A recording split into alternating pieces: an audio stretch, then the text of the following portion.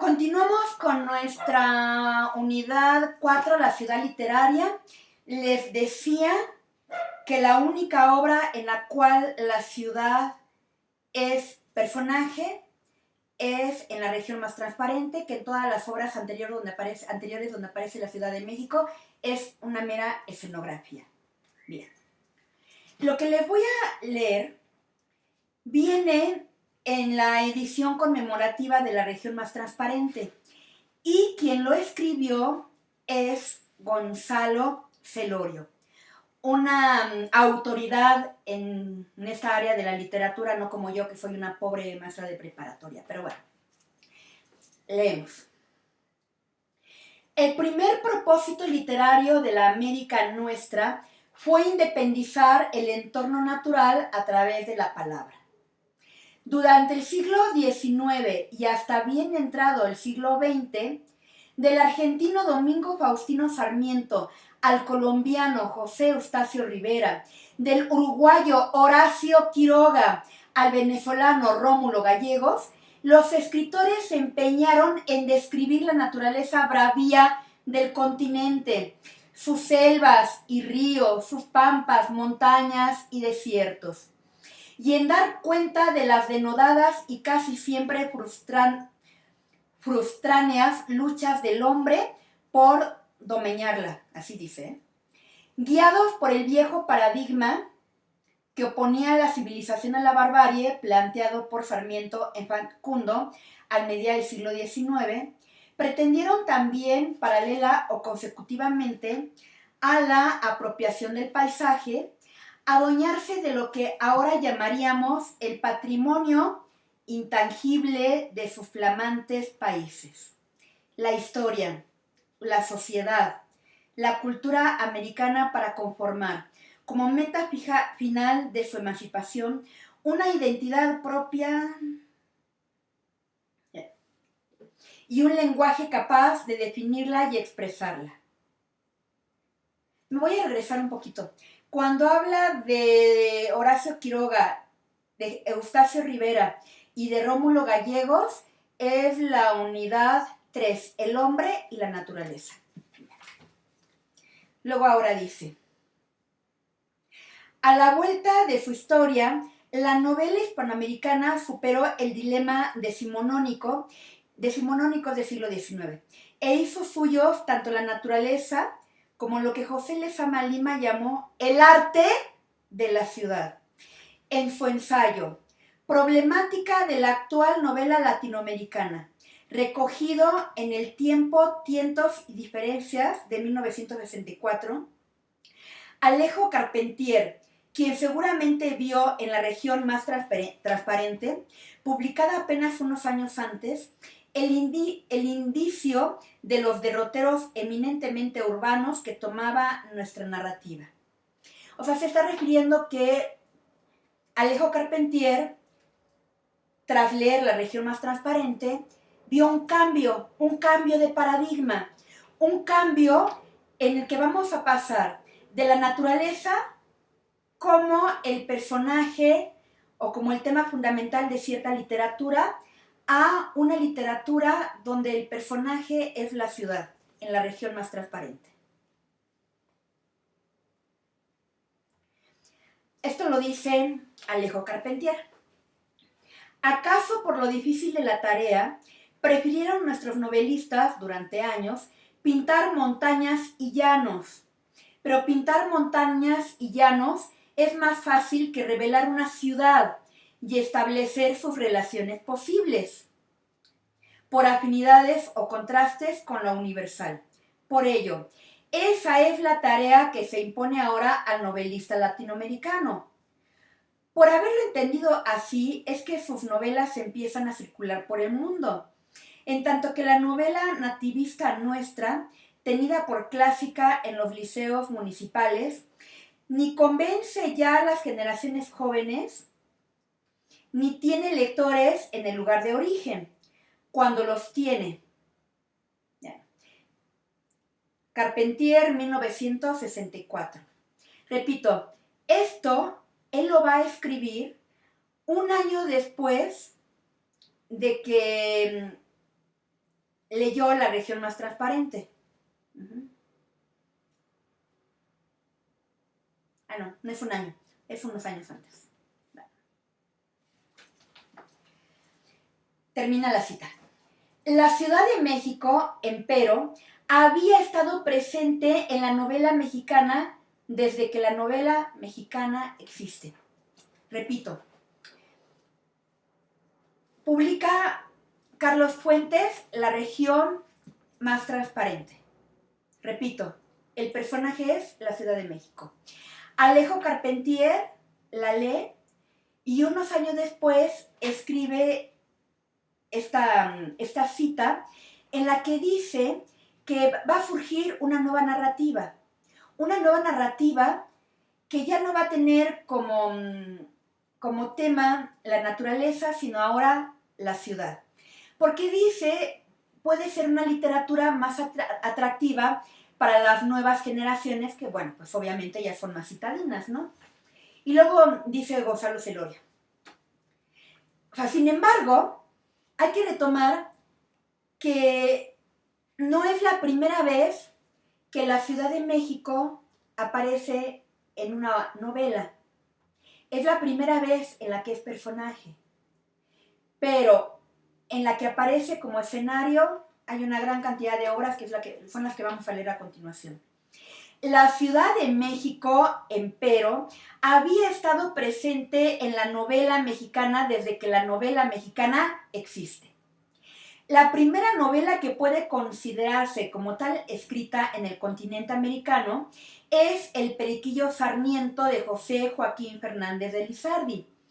Data de 1816, cuando aún no se ha consumado la independencia nacional, y responde al mismo espíritu que había llevado a su autor a denunciar en su obra periodística precedente al precio de la cárcel y la censura las injusticias del gobierno español en sus posesiones de ultramar. Aquí, por ejemplo, tenemos el tema del compromiso social y la denuncia. Dice que en sus obras, Fernández de Lizardi manifiesta las injusticias del gobierno español con la colonia y que obviamente pues recibió censura y castigo. Y en efecto, las aventuras picarescas que en ella se relatan transcurren preponderantemente en la Ciudad de México, las aventuras del personaje del Periquillo Sarmiento que lleva el mismo nombre. La todavía noble, pero ya no tan leal capital de la Nueva España, que está a punto de convertirse en la metrópoli de la nueva nación. Obviamente se está refiriendo a que Fernández de Lizardi escribe un poco antes de la independencia.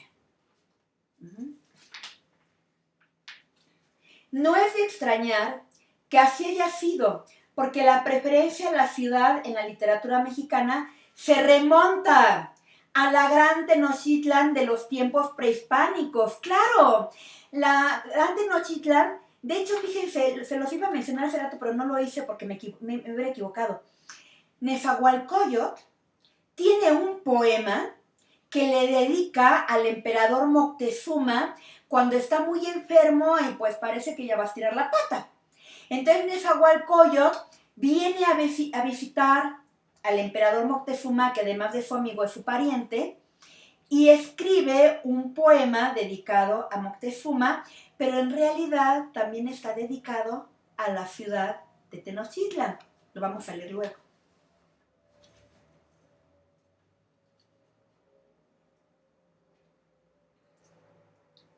A la gran Tenochtitlán de los tiempos prehispánicos y tiene continuidad en la Nueva España a lo largo de los siglos virreinales. Ubicada, según la visión retrospectiva de Alfonso Reyes, en la región más transparente del aire. Es loada, o sea, alabada, en lengua náhuatl, con líricos acentos por Nezahualcóyotl, poeta y señor de Texcoco, quien atribuye su extensión y su florecimiento, de la Ciudad de México, al dios Huitzilopochtli, que la sostiene sobre la laguna.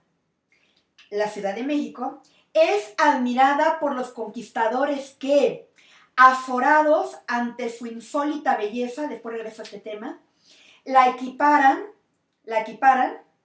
por su condición acuática con Venecia o, más literariamente, con las cosas de encantamiento que se cuentan en el libro de Amadís. Esto es una cita tomada de la historia verdadera de la conquista de la Nueva España de Bernal Díaz del Castillo. Como lo hace Bernal Díaz del Castillo cuando la contempla por primera vez desde el Abra de los volcanes a su llegada al Valle de la Náhuac.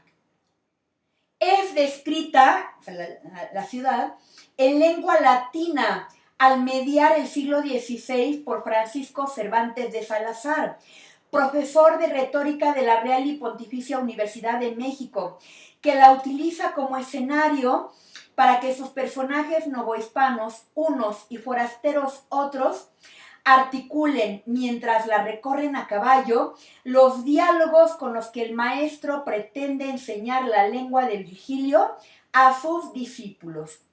Es cantada por los poetas peninsulares, son los españoles, que vienen al nuevo mundo con la esperanza de encontrar la savia que sus cansadas plumas habían perdido en la vetusta Europa. Recuerden que les había dicho que la literatura de España ya estaba en decadencia. Eso significa la esperanza de encontrar aquí en México la savia, la inspiración que sus cansadas plumas habían perdido en la vetusta, en la vieja Europa. Como el madrileño Eugenio Salazar, que relata en octavas reales la llegada del dios Neptuno montado en una ballena al lago de Chapultepec.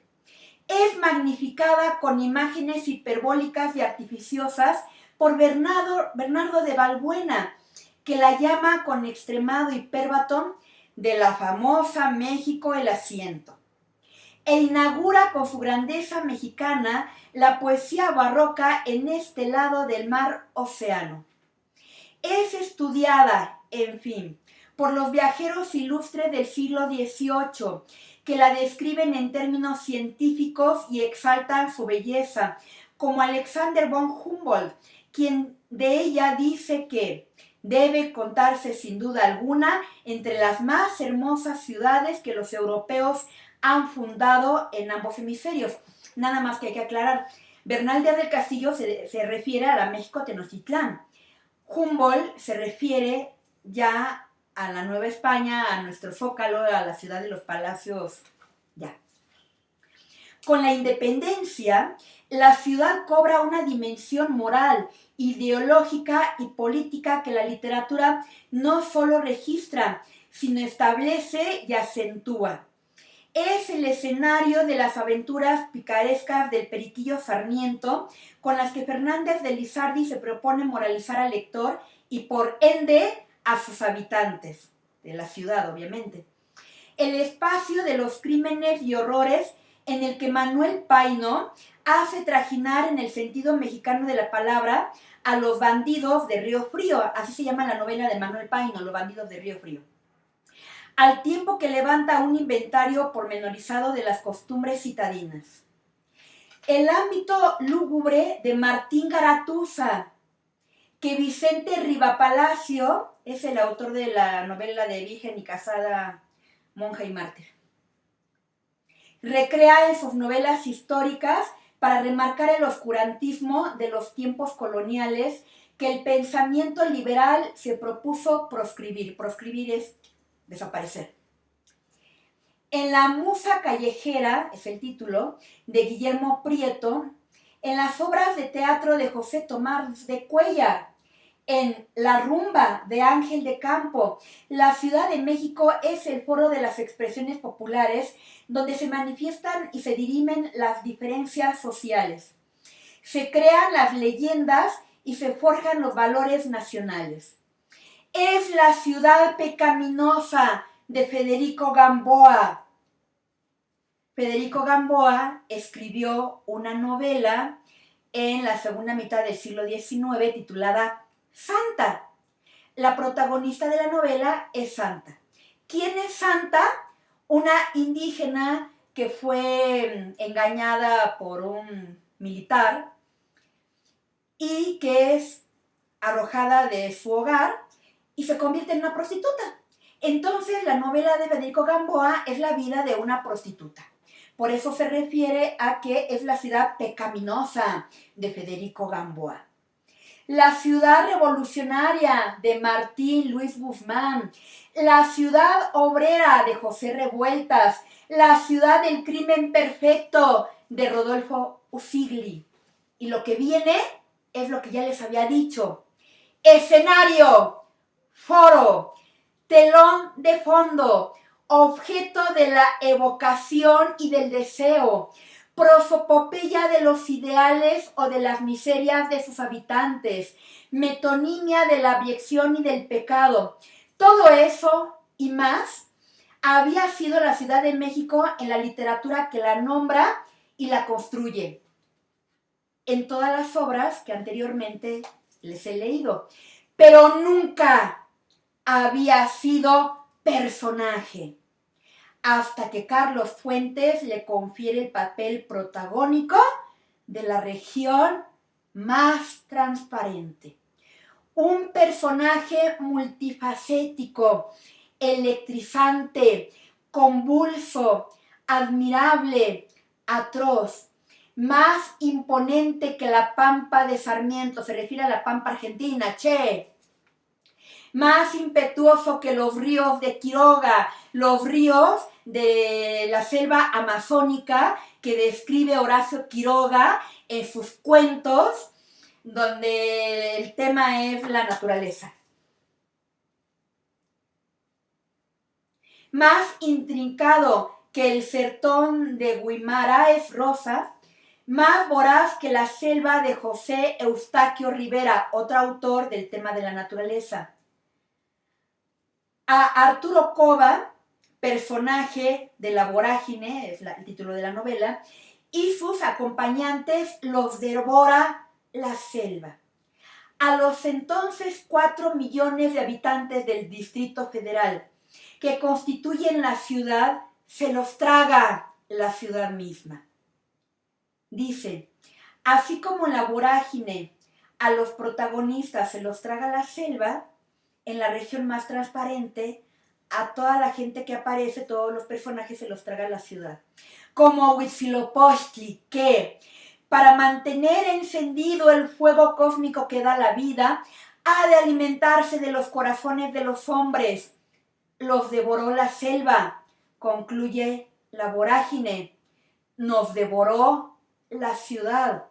Parece pensar Isca Cienfuegos, un personaje de la región más transparente, cuando quiere decirle a Gladys García, entre el polvo de la ciudad, aquí nos tocó, ¿qué le vamos a hacer? En la región más transparente del aire. Página 539 de la región más transparente del aire. Ahí está. No me equivoqué. Tengo toda la razón del mundo. Para que la ciudad pueda ser una unidad, para darle esa preponderancia, tenían quienes hicieron este temario que estar pensando por fuerza en la región más transparente. Porque es la novela en la que la Ciudad de México es el personaje.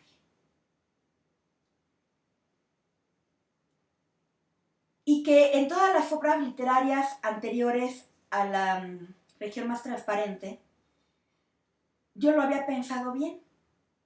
La ciudad es escenografía, es escenario, aquí lo menciona con un montón de términos literarios. Y pues bueno, ahí está. Nada más que tenemos un problema. Ustedes no me pueden leer la región más transparente. Vean el volumen. Pero no nada más es el volumen. Carlos Fuentes tiene un estilo muy complejo,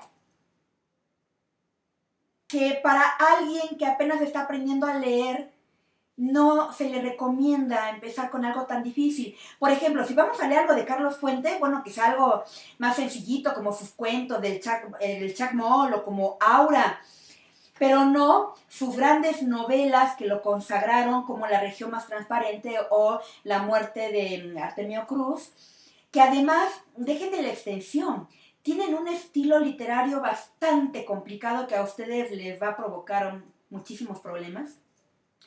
Y este ciclo que estamos en línea, pues peor. Peor, no puede decirles, van a leer La región más transparente del mundo y les hago examen porque todo el mundo va a reprobar. Entonces, descartada la región más transparente por el momento. Ya les acabo de explicar el tema de la ciudad. Les repito, el compromiso social y la denuncia se encuentra en casi todas las obras. Yo tengo un problema con ese temario, no nada más porque eliminó la literatura prehispánica, eliminó el modernismo. En ese temario, el modernismo brilla por su ausencia. Y el modernismo es imprescindible para la literatura prehispánica porque es el origen de nuestra literatura. Ah, ya lo borré, perdón. El posmodernismo, la literatura contemporánea de la segunda mitad del siglo XX y la literatura actual de inicio del siglo XX, no la podemos entender sin la literatura que escribieron los modernistas. Entonces yo no entiendo el haber sacado al modernismo, número uno. Número dos, podría no estar el modernismo, pero que apareciera Rubén Darío como una sugerencia dentro de alguno de estos temas. Por ejemplo, en la literatura y experimentación, yo podría esperar que aparte de la minificción o el poemínimo, el haiku y el caligrama, yo quisiera pensar que en las sugerencias de lecturas para la primera unidad está Rubén Darío, que es el padre de los modernistas, Julián del Casal. Y pues, oh sorpresas, pero miren, por más que busco, Argudín, Cabruja, Díaz, Danón, Gallardo, Garro, González, ¿no? Ya leí todas las sugerencias de autores y obras de la primera unidad y Rubén Darío está fuera. Yo podría entender que no estuviera el modernismo, puedo entender que no esté el modernismo, pero si en la literatura de la experimentación se agrega a los autores del modernismo, pues bueno, o sea, yo ahí están los autores, ahí voy a estudiar a Rubén Darío, Julián de Casar, José Asunción Silva, etcétera, ¿no? Pero resulta que Darío no está como sugerencia de la primera unidad, que es la literatura de la experimentación, y que, repito, los primeros que experimentaron en la literatura hispanoamericana fueron los modernistas. Pero no solo no está en la sugerencia de la primera unidad, Rubén Darío no está en todo el temario. Rubén Darío no está en todo el temario, como tampoco lo está en Nezahualcóyotl, los 13 poetas del mundo náhuatl, el Chilam Balam, el Rabinal Achí y el Popolo. Pero además, bueno, ya hay otra gran ausencia. Ahí en el tema 2, la identidad, no es cierto, en el tema 3, el hombre y la naturaleza. ¿Saben quién es el autor excelso por mérito propio de este tema de la naturaleza? Horacio Quiroga. El uruguayo Horacio Quiroga, que escribió muchísimos cuentos, él es, junto con José Eustacio Rivera, que escribió La Vorágine, y Rómulo Gallegos, que escribió Doña Bárbara, son los 3 grandes autores del tema de la naturaleza. Y resulta que Horacio Quiroga no está entre las sugerencias de la tercera unidad. ¿No? Miren. Abreu, Acuña, Alegría, Mana, Asturias, Asunción, Bello, Borges, Carpentier, Casal, de la Vega, Echeverría, Fernández, Rómulo Gallegos sí está. Pero bueno, Rómulo Gallegos sí está, ya se salva.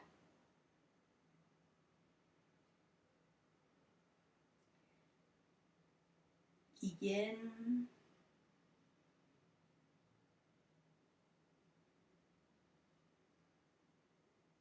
¿No?